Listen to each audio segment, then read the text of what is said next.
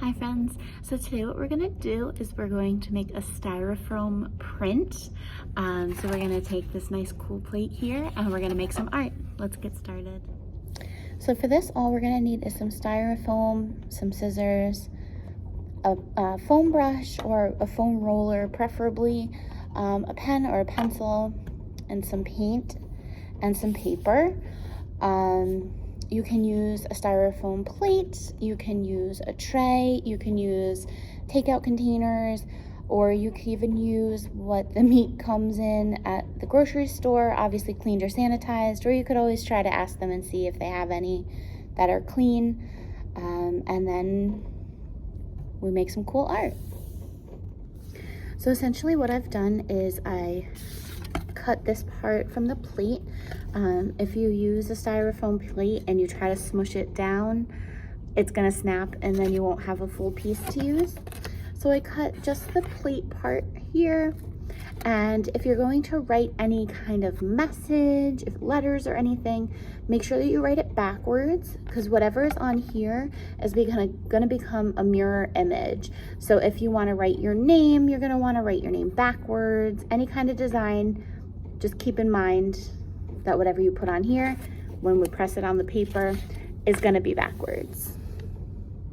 So you can now take your utensil, whatever you're gonna use, a pen, a pencil. It doesn't have to be very sharp. Dull is preferred, and you don't have to press very hard. We're just pressing enough to make an indent. So for instance, on this, I'm going to draw a heart. I'm not going to push very hard.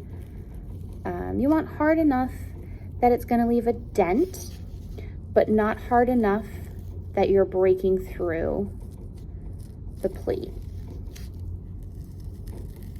Because if you break through the plate, then your paint and everything is going to go right through.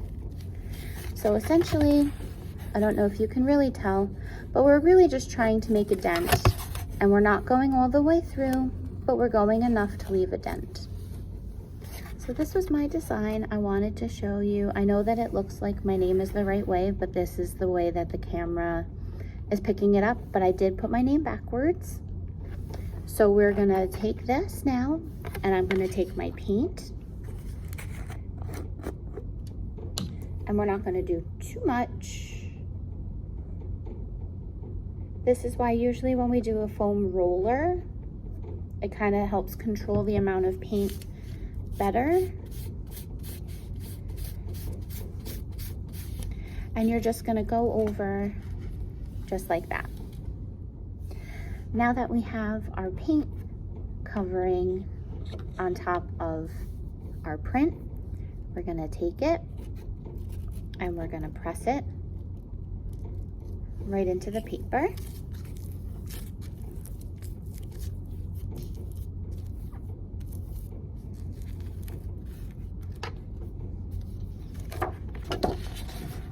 And there you go, just like that.